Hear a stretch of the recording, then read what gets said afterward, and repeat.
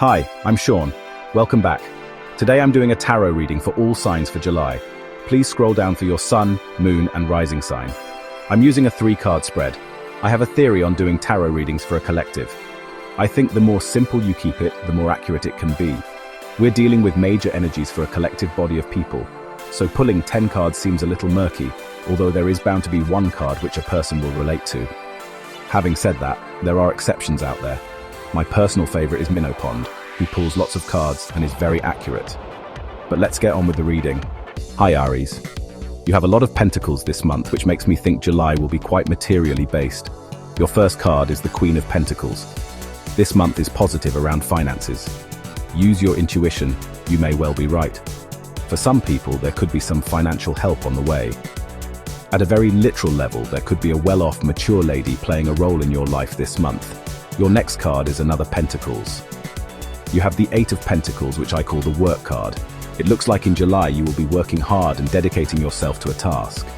Pay attention to details, especially with Mercury going retrograde this month. Your last card is a major arcana card, meaning it's an important energy. We have the Justice card. So this has plenty of different meanings. One meaning is wrongs being put right, getting justice served. At a very literal level, the card means legal issues, probably positive since the card is upright. For many Aries, the card suggests some positive karma on the way. Wishing you a very happy July. Hi Taurus. Your first card is the Knight of Wands. You have lots of drive the month. You in what could be called a go-getter energy. The card can mean the rapid approach, or more likely departure, of something that sets your world ablaze. Often suggests travel or escape. Your next card is the Page of Swords.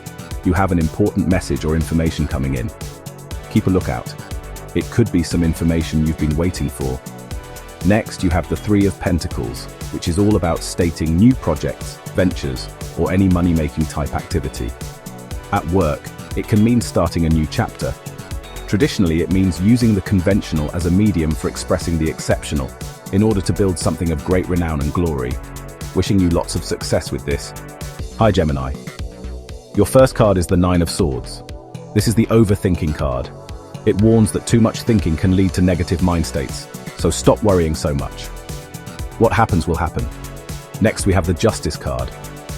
So this has plenty of different meanings. On meaning is wrongs being put right, getting justice served. At a very literal level, the card means legal issues, probably positive since the card is upright. For many of you, the card suggests some positive karma on the way. The last card is the King of Pentacles, suggesting strong positive money energy coming towards you.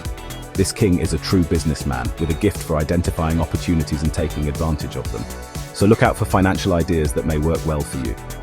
This month you could see some financial stability. Hi Leo, your first card is Temperance. This card is all about balance and keeping calm. Try not to be too reactive this month and things will resolve themselves quite easily. Your next card is the 7 of Swords. This card asks you to strategize carefully. You may need to do some clever maneuvering this month. The cards warns not to do anything unethical, as Mercury retrograde this month has a habit of surfacing dishonesty. Your last card is very positive. We have the 9 of Pentacles. This is the big money and wealth card. I think positive money energy is coming your way. Finally, some good news, Leo. Just keep balanced and beware of deception. Hi Virgo. Your reading has lots of wands. In tarot, the wands mean energy, passion, creativity, and ambition. It is associated with the element of fire. Wands often indicate a time of action, inspiration, and the pursuit of one's goals. So your first card is the Ace of Wands. This is a very positive card and normally means the beginning of a new venture, invention, or powerful creative spark. Next, we have the 5 of Wands. This is the competition card. You may be competing at work, or on the paddle court, or just feel competitive. With the Ace of Wands, you'll certainly have the energy. Your last card is the 8 of Wands. Another positive card. This is a fast-moving card, and if there is something you have been waiting for, results are coming quickly. This card also dares you to be bold in love, business, travel, or spiritual growth. Lastly, I should just mention, the full moon in Capricorn on July 10th lights up your 5th house of creativity, romance, and self-expression. This is a beautiful moment to celebrate a creative project, let go of perfectionism, or reconnect with joy.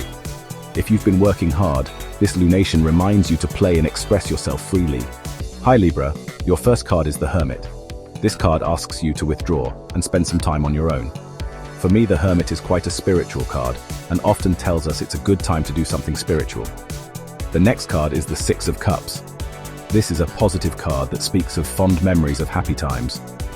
The card also reminds us that we can get pleasure through simple things like a morning walk or enjoying some wine with a friend. Your last card is the Knight of Wands. At a literal level, a young man full of energy, possibly good-looking, could charge into your life.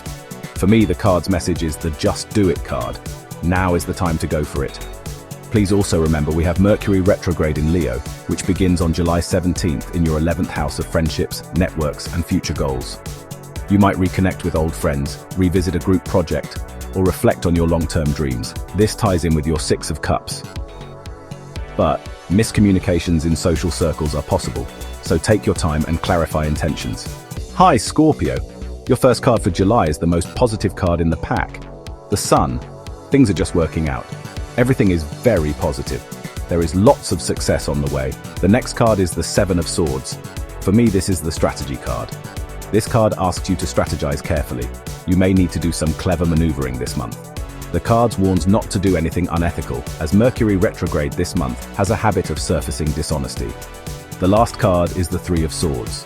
The pain of the Three of Swords is being illuminated and healed by the sun. It could be a painful truth has come to light, but this clarity is ultimately liberating. You're moving from heartbreak into a phase of renewal and optimism. Wishing you a very happy July. Hi Sagittarius, your first card for July is the Six of Pentacles. This is a very positive money card. The Six of Pentacles is ultimately about generosity. It's a time to receive, but also a good time to give. It's interesting to note that the full moon in Capricorn on July 10th highlights your second house of finances, values, and self-worth. This is a great time to assess your financial goals, release scarcity mindsets, and celebrate how far you've come in building stability. You may complete a financial project or gain clarity on what truly matters to you. Your next card is the Knight of Pentacles, another money card. But this card tells you that slow and steady wins the race. Don't rush towards your money goals. Your last card is the Justice. So this has plenty of different meanings.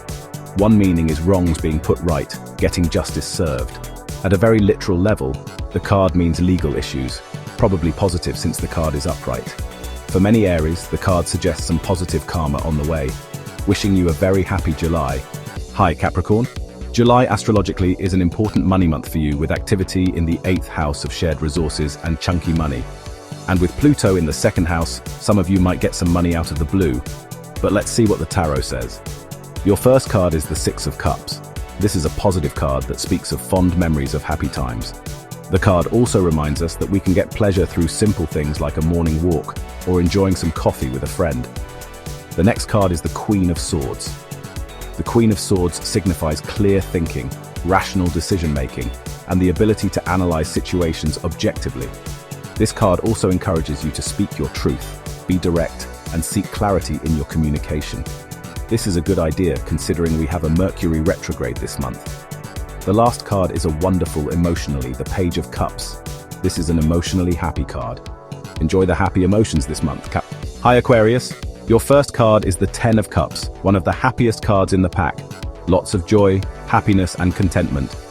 Astrologically, when the Sun enters Leo on July 22nd, your 7th house is activated.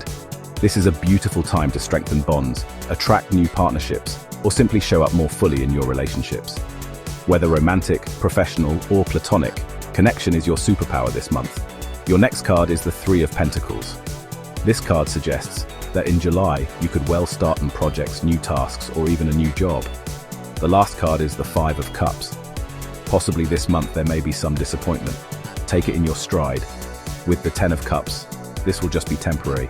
Hi Pisces. In the recent past, you've embodied the Knight of Swords. Bold, driven, and intellectually sharp. You may have charged into a situation with clarity and purpose, cutting through confusion and fear. This card suggests that your courage and decisiveness have helped you overcome significant challenges. Even if your actions felt intense or abrupt, they were necessary to clear the path ahead. For the present, we have the Two of Pentacles. Right now, you're in a period of dynamic balance. Life may feel like a juggling act, but you're handling it with grace.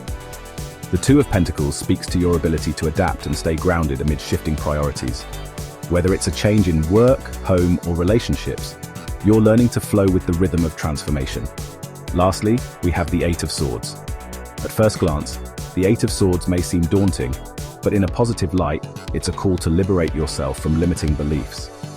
The restrictions you may face are largely internal, fears, doubts, or past regrets. The good news, you hold the key to your own freedom. July offers a breakthrough moment.